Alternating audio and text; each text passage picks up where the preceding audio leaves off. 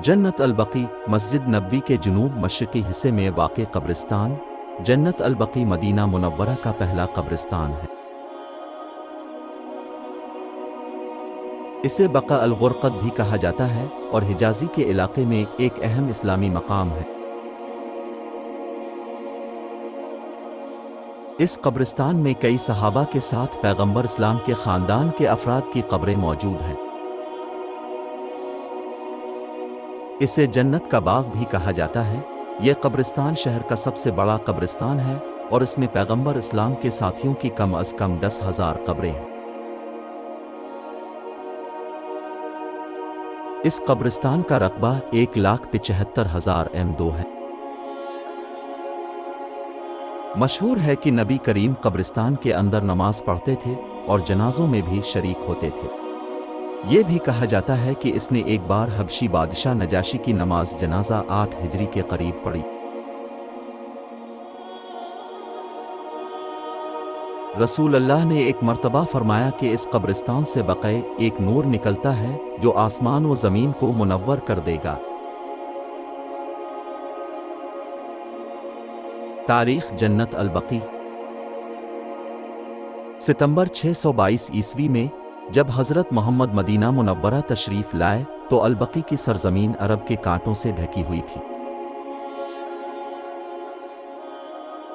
तारीख़ी रिकॉर्ड बताता है कि नबी करीम के शहर में आने के बाद इस सरजमीन के करीब मदीना के बहुत से मकानात तामीर हुए। इस जगह को साफ करके मदीना के मुसलमानों के लिए एक अवामी कब्रिस्तान बना दिया गया। जब मस्जिद नबवी की तामीर हो रही थी तो रसूल अल्लाह के साथियों में से एक असद बन ज़रारह का इंतकाल हो गया। नबी ने इस सरजमीन को कब्रिस्तान के लिए चुना और असद सबसे पहले यहाँ दफन हुए। यहाँ तक कि पैगंबर इस्लाम की बेटी रुक़या को भी यहाँ दफन किया गया था। वो इस मकाम पर दफन होने वाले पैगंबर के बहुत से रिश्तेदारों में से पहली थी।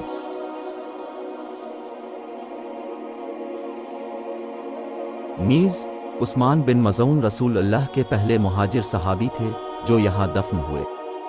पैगंबर इस्लाम की बेटी फातिमा, अब के चचा अब्बास बिन अब्दुल मुत्तलिब, नवासा हसन बिन अली इब्न अबी तालिब, फर्जंद हुसैन और पैगंबर इस्लाम के नवासे अली इब्न हसन ज़ैन अल अबदीन भी इस कब्रिस्तान में मदफून हैं। हकीकत यह है कि ये वो जगह है जहाँ बहुत से मुत्तकी रूहों को सुपुर्द खाक किया गया था। ये मदीना में देखने के लिए अहम मकामात में से एक है।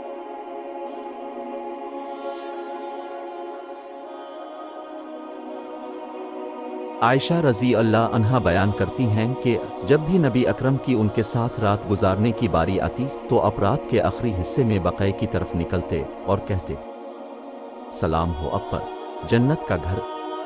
लोग जो मोमिन हैं, जिस चीज़ का तुमसे वादा किया गया था वो कल तुम्हारे पास आएगा। तुम उसे कुछ ताख़ीर के बाद हासिल कर रहे हो और इंशा अल्लाह हम आपके साथ शामिल होंगे। ए अल्लाह बका अल-गुरक़द के रहने वालों की मग़फ़िरत फरमा।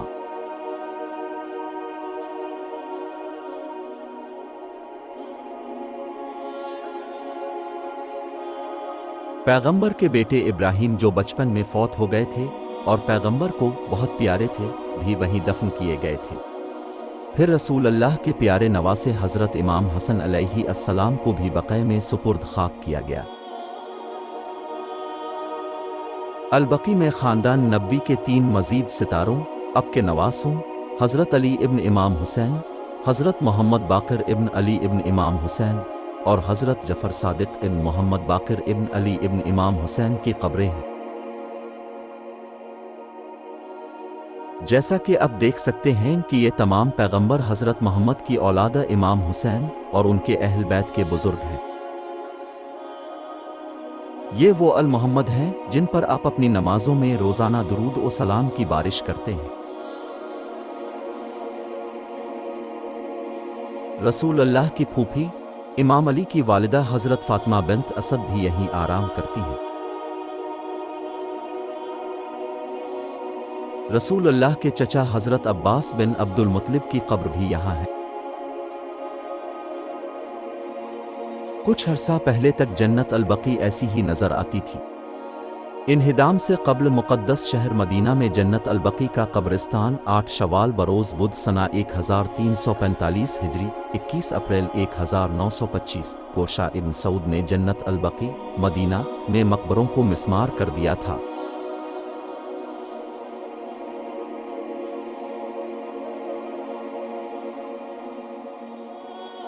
पहली बार 1806 में गिराए जाने के बाद और फिर 19वीं सदी के वस्त में दोबारा तामीर करने के बाद जन्नत अल-बकी को 1925 या 1926 में दोबारा तबाह कर दिया गया।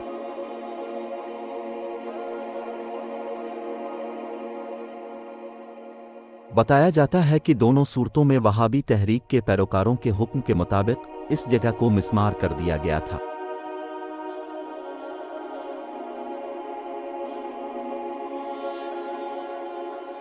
सुन्नी इस्लाम के अंदर एक इस्लामी अहिया की तहरीक पहले इन्हिदाम से पहले अल सऊद वहाबियत मुख्तलिफ मजहबी इमारतों जैसे मसाजिद और मकबरों को गिरा रहा था। उसने अपने नजरिए की इताअत में कब्रिस्तान को तबाह कर दिया। जन्नत अल-बकी में कौन दफन होता है?